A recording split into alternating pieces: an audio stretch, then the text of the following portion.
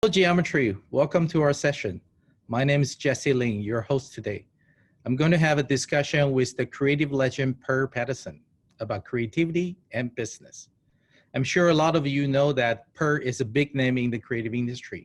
He has won over 500 creative awards, including 120 kinds. From gold to titanium to Grand Prix, you name it, he has it. So I'm sure he definitely knows a few things about creativity. Per, welcome. Thank you for joining us. Thank you very much. Thank you very much, Jesse. It's a pleasure. Yeah, very excited to have you with us. So let's talk about creativity. I think maybe we start with talking about, some people say creativity could not be more important than it is today. It drives business and culture in ways that change the world. And from your experience, what is the biggest thing that we should all be doing so that we can help drive creativity forward with our clients? Well, I think, we live in a world right now where it's pretty evident that without communication, without creativity, businesses are in deep trouble. And I've been saying this for quite a while, that we, as creatives, we almost have an obligation. It's in our sort of brief to the world that we constantly are relevant with ideas that are improving not just the companies, but also the world that our companies live in and operate in, because those things are connected. There is, in my opinion, a lot of reasons for being relevant and changing the world in a positive way. It brings stability to business. It helps companies have a relevant voice in a time where people are looking for companies to have an opinion. And basically, this is at least my observation, and I think this has been proven as well by everybody that is studying the numbers. If you stay quiet in a difficult time, that is going to come back to you as a problem later. So it's not really a strategy. So during COVID, during the racial issues, the diversity issues that has been in the US, but also has sparked a conversation around the world. Before that, the sustainability discussion. Before that, the gender equality discussion.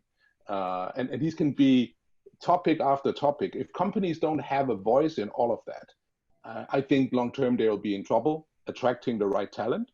I think we are not doing our job if we are not pushing, even if it's hard sometimes to convince clients to take part in these discussions. And third, I think we're all going to be, as human beings, in trouble if we don't, to the best of our abilities, try to impact the world in a positive way. And creativity is one of those things that can do that. So in other words, creativity is a way of voicing out. You actually express. Totally. I see creativity very much related. It's a universal language like art and music. And it also unifies the world. And I think in some years ago, it might have been so that cultural differences would have made it impossible for different parts of the world to actually understand and relate to the communication coming from each area. But that is a thing of the past. I think we just have to get used to, we live in a world that is communicating globally, no matter who is saying what and where that communication comes from. Absolutely. Actually, during this pandemic period, we actually from the Asia Pacific region, we see that across the APAC markets, a lot of our clients came to us and saying that, how can we contribute more? How can we express in a way that can help the people who is actually quarantined or suffering? So I think absolutely, creativity is definitely a way of voicing out and also expressing our ideas. And Jesse, I think we have to just,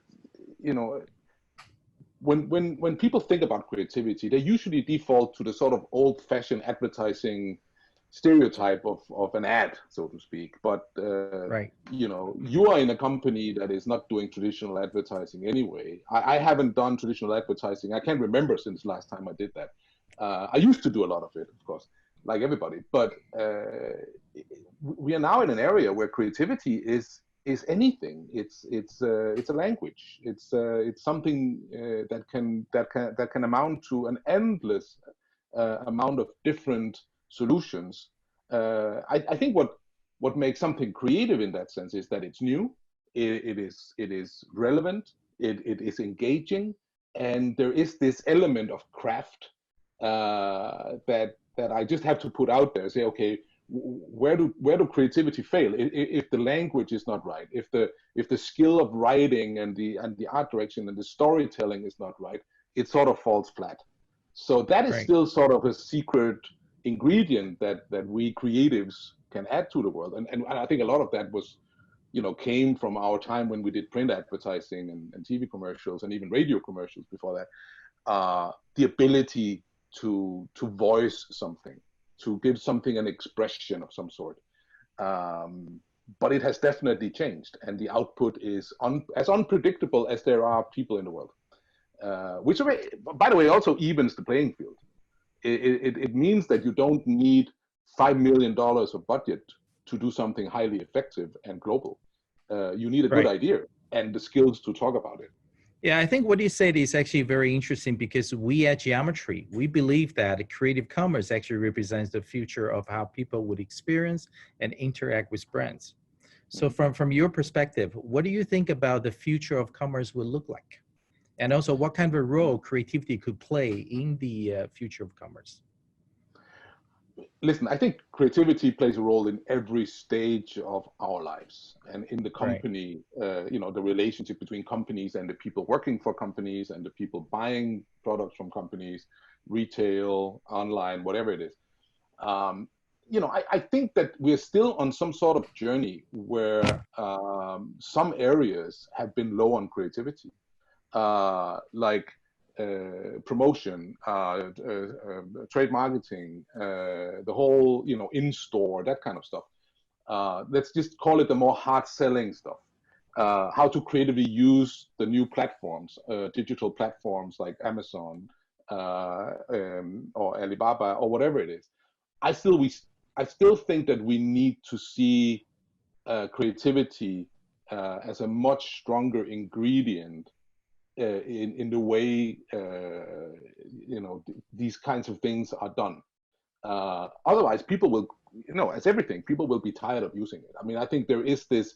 It comes from the consumer, a need for, if it becomes too boring, it's like any other shop. What I think is the real enemy for companies to deal with their users, consumers, end users, is if they let machines do the work. If it just becomes input of data, output some sort of message, and we let the machines take over, I think, first of all, I don't want to live in that world. I think it's if I was to think about it as a sci-fi thing, it would be a nightmare. But I also think that by doing that, companies are missing out on the opportunity to really engage with people. So I also think it's going to be less effective as communication. I think creativity adds that extra element where it's not about the money you put into it. It's not about the reach of your channel. It's about the impact of the communication you make. I think that's fascinating what you just say, particularly, you talk about we need to upgrade creativity in those areas. So what would be your advice to telling our people that, oftentimes we're actually encountering stubborn clients saying that this is about my discount, this is about my product offers. Yeah. So just focus on those and don't talk anything else. So what would be your advice, how to convince the clients? The stubborn clients. I mean, I think, first of all, you get the client relation you deserve. Right. I think it's like any other relationship in life, friendship, marriage, whatever it is, you get the relationship you deserve by what you put into it. I think creating a front between us as creatives and clients is not the way to do anything. I think all good ideas that I have ever sold to clients, also some that were really daring and had a lot of consequence if we failed, were all based on years of building trust, years of building a strong relationship, of understanding each other, of respecting each other, of giving room to each other, just like in any relationship, basically, of listening to each other.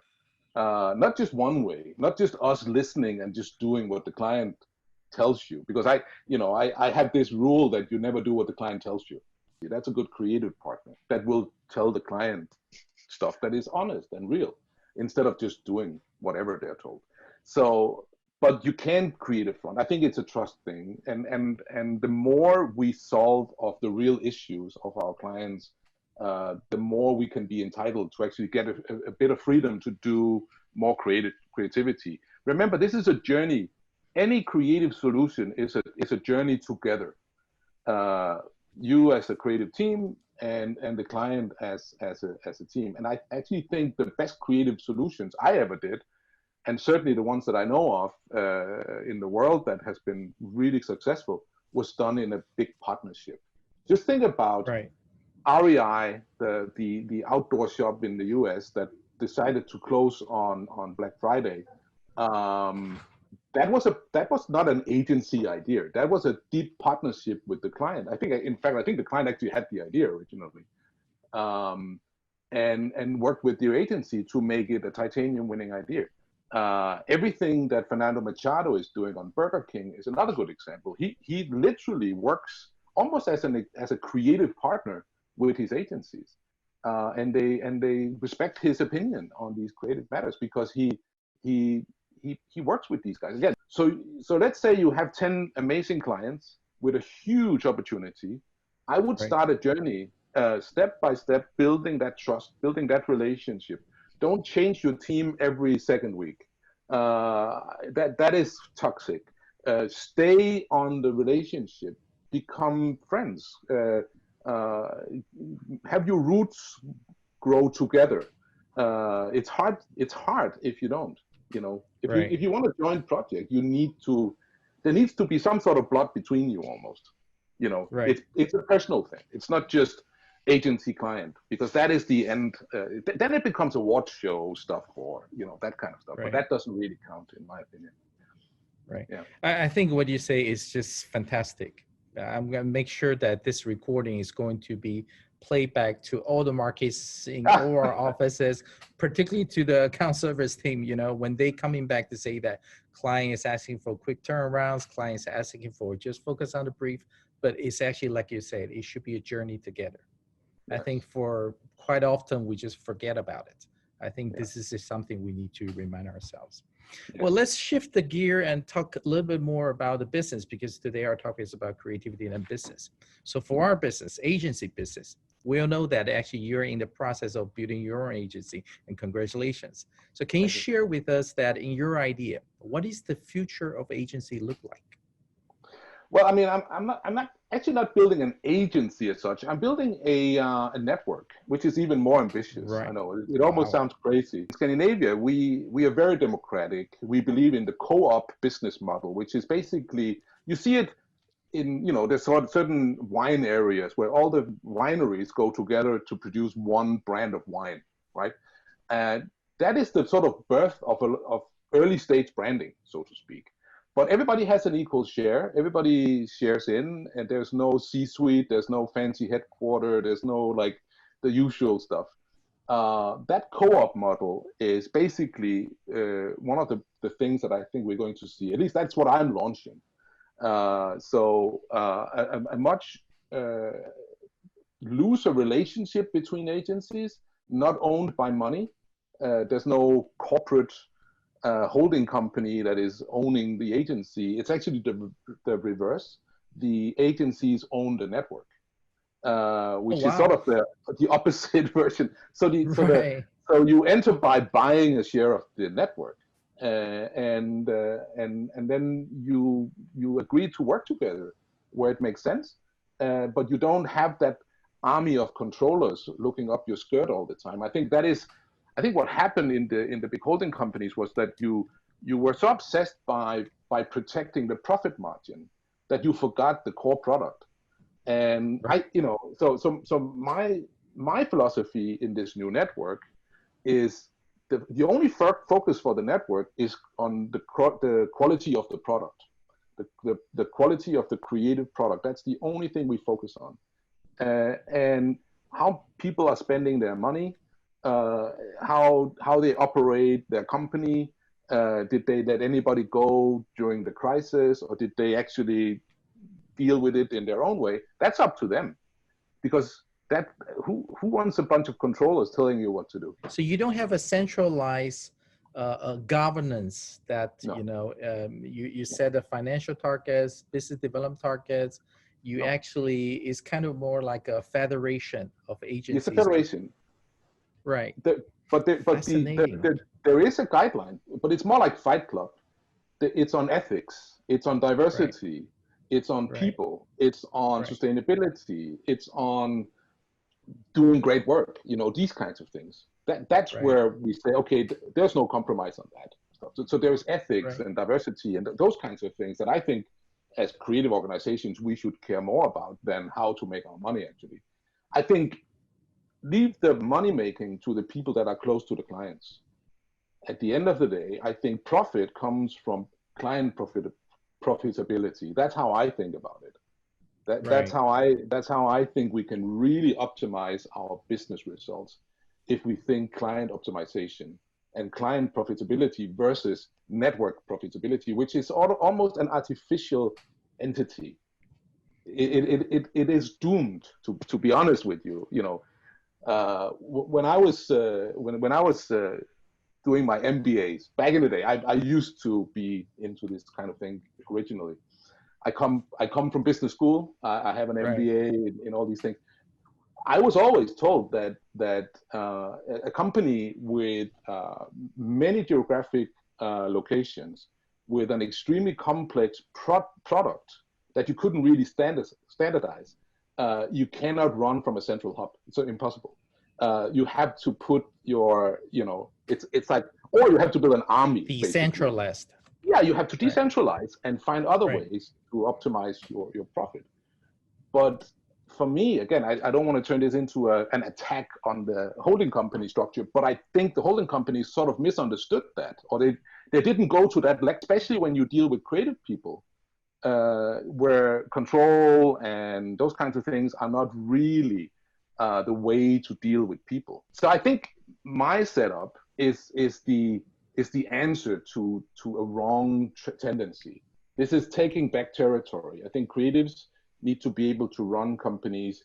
I think big organizations like Ogilvy, Gray, and so forth need to put more creatives in charge. And the ratio is just wrong. It's just wrong. You need at least 50%. You need a balance. You need to see senior people actually run the agencies that come from a creative background, or it's going to be hard. So this is the opposite of that model. This is only creatives. All these agencies are owned and founded by creatives, and there's no bean counters inside. So that makes it very different. Yeah, it's also an experiment. Absolutely. Let's see if it works. It's probably going to be a little chaotic, but let's see. No, it's going to be exciting. Just listen to the concept. It's already, I'm sure a lot of people will try to search. Is there a QR code will email on the screen that I can reach out to you? No, but I'm launching all this. I mean, literally, I'll have a network that will be in 20 different markets in the world. And I'm launching this in July, mid-July, something like that. I'm putting sort of final touches to the website and that kind of stuff. But back to the ideas you mentioned just now, what's your interpretation in terms of being a client-centric agency to partner with your clients? I think that intention is good, actually. I totally support that intention. Also, when I was at Gray, I definitely supported that. Because the clients are sick and tired of the complexity. They basically want the team around them, and they want their own sort of bespoke network, so to speak.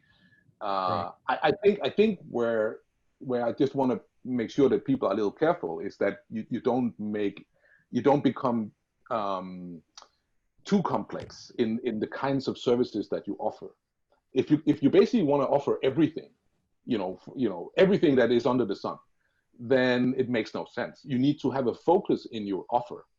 And if that focus is media, or if that focus is is creativity or whatever, then I'm okay with that. But if it's everything that you can possibly imagine, and you suddenly have 20 or 30 or even more partners joining in on that client, it becomes impossible to run and manage that. Right. And I think a lot of clients will sign off on that opinion, because they sometimes feel that there are too many cooks in the kitchen. There's too many people at the meeting. There's too much coordination instead of focusing on the output that is really what they're paying for. So yes, client-centric, but focus. What are we doing? What is the project? What is the headline for this project?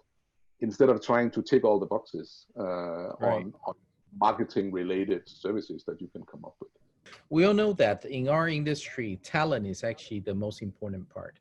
And we also started to see that a lot of the agencies, they try to evolve on how we can actually access and cultivate creative talents all over the world.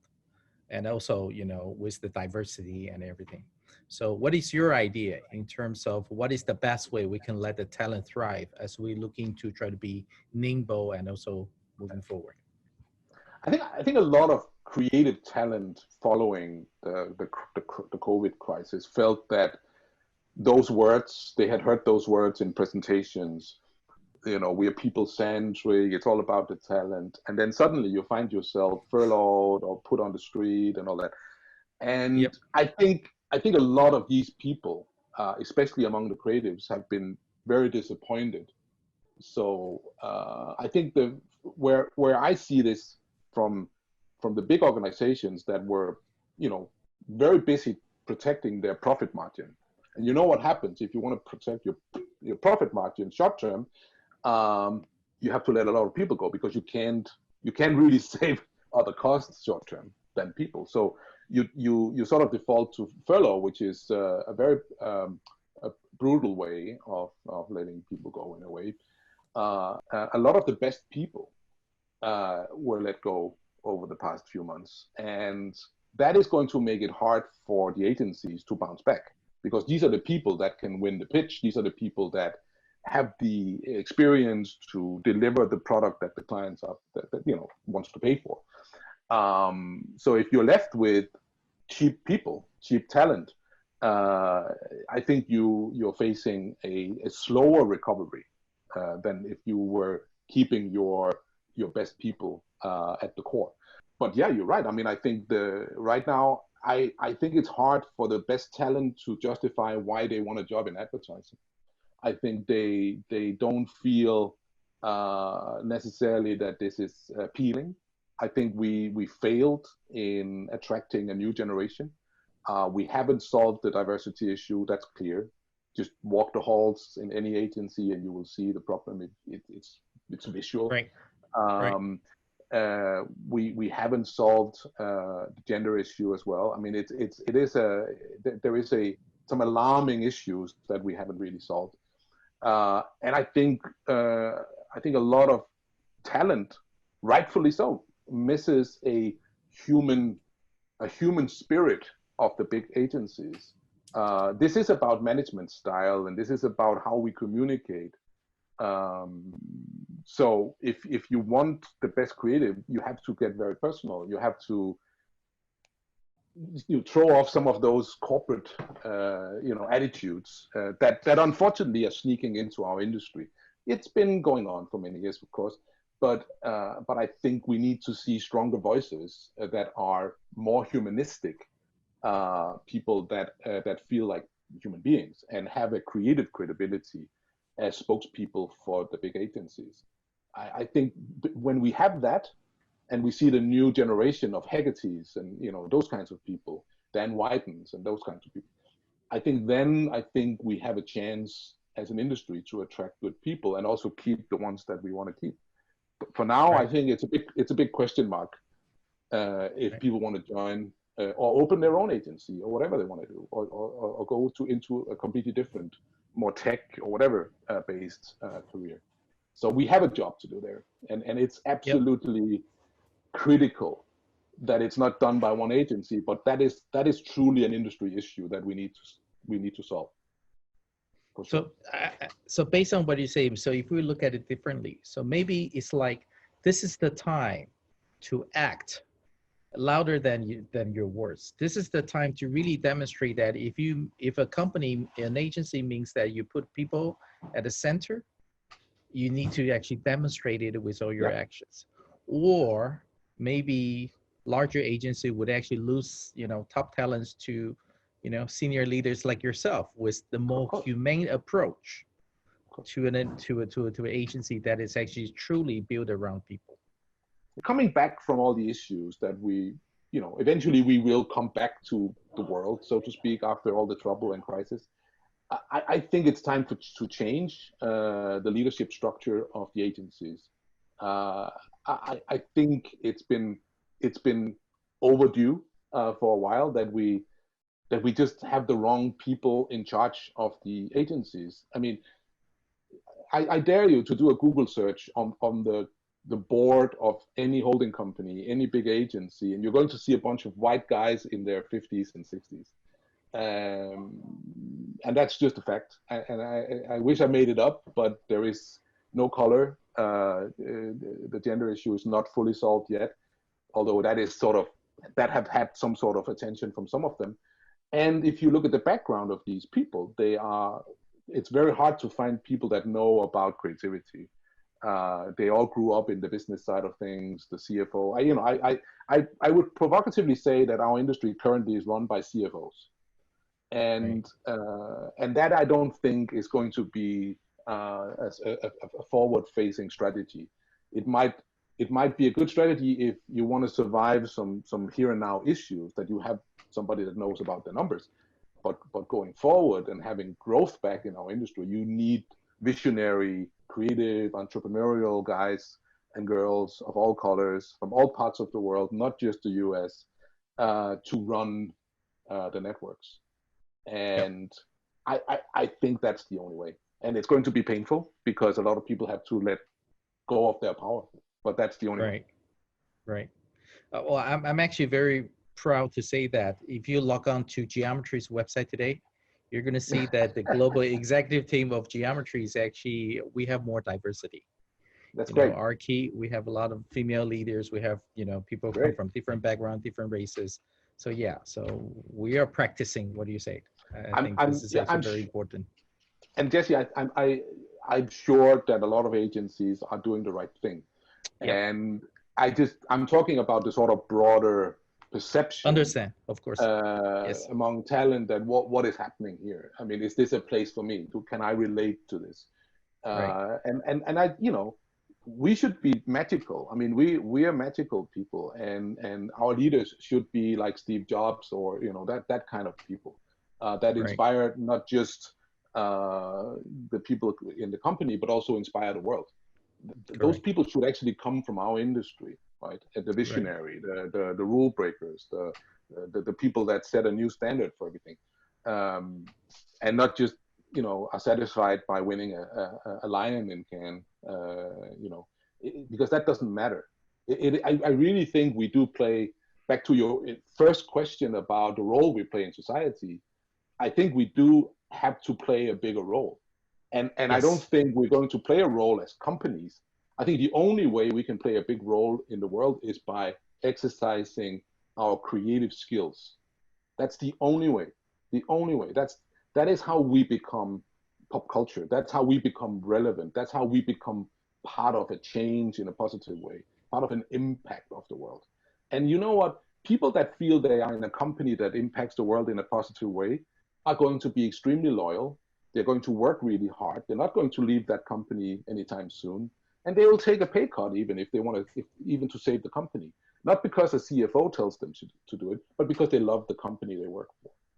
That's the kind of mentality that I hope we're going to see more of in the future. If not, I think the big companies in our sector are going to crumble, and we're going to see hopefully a new era of a new kind of company. Creative-driven networks, creative-driven agencies that grow, like GOT in Miami, that are growing every day. What Nils Leonard is doing with his Uncommon in London. I secretly cheer for guys like that to become big. You know, even if they're competitors, but they're good colleagues and friends of mine, and I think they make us all look better. Right. Right. So that's what I hope for. I think what you guys are doing is great. This conference is great.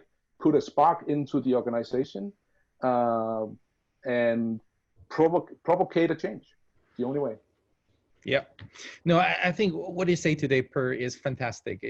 I'm sure it will stir up not only just one or two sparks, it will actually stir up a lot of different thinkings, inspire a lot of different ideas. This is exactly what we're looking for. Great. One last question. What would be the one piece of advice you would give to our audience today that, you know, in terms of creativity? I think we are all creative. I think we were born creative when we entered the world.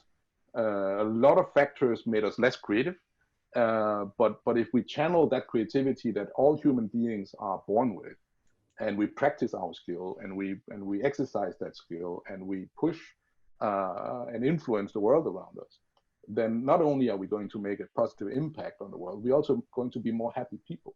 And you know, happy people that laugh a lot and have a good process when they work together do better work. That's just how that's just a mechanic that we just never have to underestimate. That is a big factor. So laugh more, play more, have more fun, and I don't think it's wrong to laugh, even if there is a crisis happening around us, because the alternative is to be depressed, and depression is not a very good inspiration for ideas. No. Right. Thank you so much, Per. This is fabulous. I would definitely make sure that every single office would actually play this recording back to every employee. And once again, thank you. Also wish you a very success path in your new network. Thank you very much, Jesse. Thank you. Namaste.